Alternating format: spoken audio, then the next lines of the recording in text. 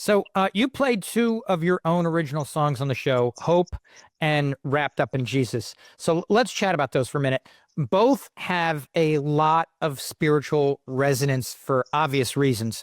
So let's start with Hope. What's the story of how that song came to be?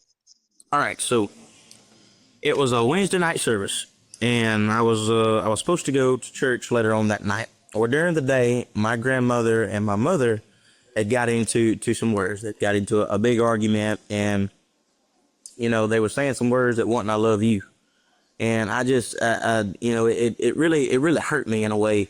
It's hard to see family like that. Two people, two great women that you love, at it head to head, and that I won't never forget it. That night, my granny told me, she said, "Come on, son, let's go to church." And I've been playing the melody on the guitar, and I said, "Granny," I said, "I would." I said, "But I can't." I said, "I got to write something." I said, "I don't know what I got to write." I said, "But I got to write this, and I got to sing it." She said, "Okay," and she left, and she went on to church. And when I wrote that song, I set a camera up, and it's on my TikTok, Instagram, Facebook, it's everywhere, for the original video, and I set the camera up, and I press record, and I just start singing out of the top of my head. And when I hit the stop button on the record, I felt in my heart like this is gonna be something. I didn't know when. I mean, I didn't know, but I didn't care how long it would take. I just knew in my heart that this song was gonna touch somebody, because it touched me. So you didn't write the lyrics down anywhere. That was just stream of consciousness. You can ask anybody. They've never seen me with a pen and paper and me write anything down, because I have everything in my heart. And when you got it there, it can't go nowhere. You can't forget it. And I know they told a little about Wrapped Up in Jesus on the show, but for those who missed it, what's the story behind that song? It's a great one in my opinion.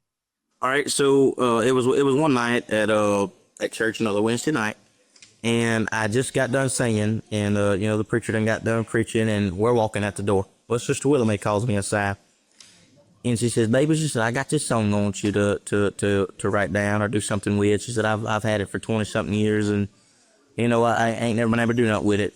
Take it back home and see what you can do with it." Well, at home, I'm trying to find everything I need to know to do with it, because she had this old bluegrass tone to it.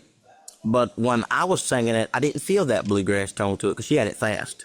When she was trying to sing it out to me, she had it fast, and I just wasn't feeling like that's something that I could do for at that time. And I was like, let's try to slow it down a little bit and let me think of it. She said, "Okay." I went back home. I started going back and thinking about it. And that Sunday I had it done.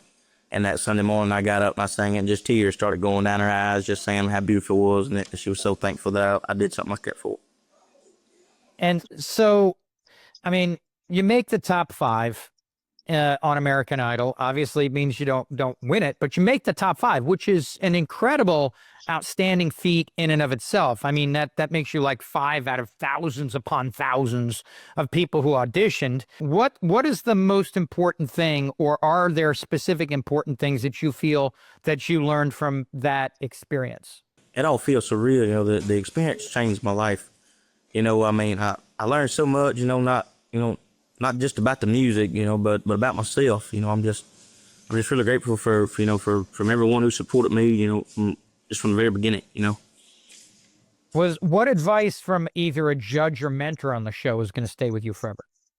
Man, Lionel Richie said something to me. I believe it was top 20, but when he looked at me and he said, "You might have been a secret in Tuskegee," he said, "but you're not a secret anymore." And just to hear them words, because no one knew who I was. No one knew who I was other than Macintosh. No one knew who I was, and now I get stopped everywhere I go, wanting to take a picture and just to let me know that, hey, they rooting for me, or said I really wanted you to win. Just to feel them words, and to see little kids who coming up to me and singing my song word for word, not missing a beat. Just makes you feel so good. What is it that you hope that people will take away from your music? Well, I hope that people see that I'm writing music based off of experience. I'm writing music based off of me looking to the right of my shoulder. And I'm wanting them to see that I'm writing something, yeah, based off of me, but I'm also writing it from another set of eyes to where I'm writing it for you as well, to where you can sit down and not seem like I'm singing this to someone else, but I'm singing it to you. And that's what I want people to see when I sing them a song that I wrote. Now, you also recently got married, and I believe have a baby in the house or one on the way. So I can imagine life has gotten really busy for you. Has this new stage of life inspired your writing any differently in any way? Because I can only imagine.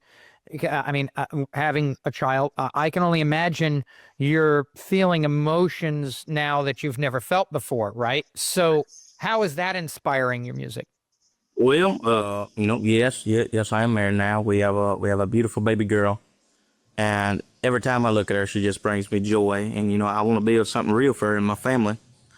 And when I look at her and I have that guitar in my hand, a new world opens up because I could go outside and look at trees and look at grass, look at fish, but now, but now I'm looking at, I'm looking at her and her looking at her daddy, and just smiling at me when I'm singing to her.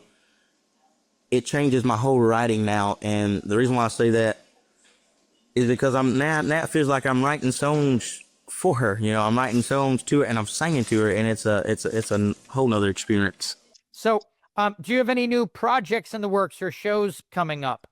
So me and my new team, we've been working on some new stuff. We're gonna try to get something, dropping, in September. Got all kinds of stuff coming up. I'm doing that, that pop, that country, that gospel. We're trying to put all that into works and just trying to get it as fast as we can out to people. I've already teased a couple of songs that we're gonna have on there, and they're loving it. They're eating it up, and so I can't wait to really put that music out there. Um, do you keep up with any of the other co-contestants on the show? So me and Will Mosley are really close. I have a great relationship with him. I mean, we came the best of friends after Idol, and then Cody Johnson. I talked to Cody Johnson. He's a cool guy too. Yeah, it's funny how you have those experiences, and it seems like those types of things where everybody's together, and when they're together, everybody goes, "Oh yeah, we're going to keep up, we're going to keep up, we're going to keep up." But you're in Hollywood, and the truth of the matter is it generally doesn't happen. So it's kind of cool when you get a couple of those connections. That's the bond stays long after the excitement of the event, right? Yeah, I mean it's it you get a family, and we have 2 months. It was from April, from the beginning of April to the end of May. And when you really bond a relationship with these people, and they live in different states, and the show's over, everybody's going and they're parting ways, and you're just hoping that they're not like, because there are other people who weren't able to make it as far as, thank God, I was able to. So it's really good to find people who are not like, well, you made it further than me, I'm not talking to you, but just genuinely happy that you made it as far as you did and they made it as far as they did. And I was so glad that year's season were like that. We all still got a big group chat, and we all, when we can, when we're not busy, they all try to get on up there and talk to one another and just be family.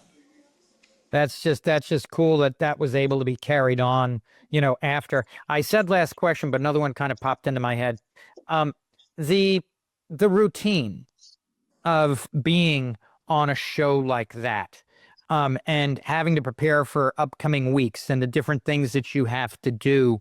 What can you tell us about kind of what the weekly routine would be for a contestant on that show that makes it into the top 24 or top 12 or even top five? So, the routine was Monday through Saturday. I want to say because Sunday we had we had live and stuff. So Monday through Saturday we had dress rehearsal. We had vocal coaching. We had hair and makeup, and when you put it in that order, they go, that don't seem like a lot of work. So me, as young as I was, and having my mother, a little brother, and an older brother, A lot of times they didn't want to go to sleep. And so my call time is 9:30, 10 o'clock. I'm not going to bed till 4 o'clock in the morning. Oh, jeez. So, right. So, and you're having to get up and you're having to sing for 2.5 hours for road coach. And you're trying to learn new songs that you've never heard of before. When I done an Adele song, I've never heard of that song a day in my life. There are songs that you see me sing on there I've never knew and never heard of, but yet I only had a week to learn it. So which means Monday through Saturday, I was listening to that song. I was doing it. I was rehearsing everything. And then also while you're rehearsing that one week, you're also rehearsing for the next week because you got things the following week. So we're doing all this. And like I told you a while back, when you're doing that dress rehearsal and you have 7 different outfits you have to go through, you're also planning for next week as well. And they have to have the exact measurements. You have to have that exact time. Then you're going on and you're rehearsing with an amazing band director, Chris Pooley. You're going there with him. You're making sure that the music sounds good. You're making sure the tempo is not too fast. You're making sure this is the right key. Then you have, I forgot about my choreographer. You have your choreographer who comes out and is telling you where's the cameras, where to move your body on, where to look at the camera when this is going on. We had a 360 camera who followed us and had to time that just right to look at the camera when they go away. All this is going on in a week span of time, and then Sunday you've got to remember it. What people don't realize, they think you're just getting up there and singing a song, but it's a song that you had to memorize by listening to over and over to the point where you probably got sick of it. Oh man, oh man. I mean, because the thought, and you got to think, I'm singing in an audience of 400, 500 people, but I'm singing to a camera with 20 million listeners. That's on the end of that screen watching me. So if I mess up, 20 million people is gonna know that I messed up. And the camera's moving. And the cameras continue to move. So yeah. And the camera's moving, so you're having to keep up with it. Well, it's thank you, Triston, so much for joining us. I mean, it's been an absolute pleasure. I'm so glad that we were able to connect and get you on and get to know each other a little bit, man. You just, and the best of luck with everything. Yes, sir. Thank you very much, Mike. Ladies and gentlemen, Triston Harper.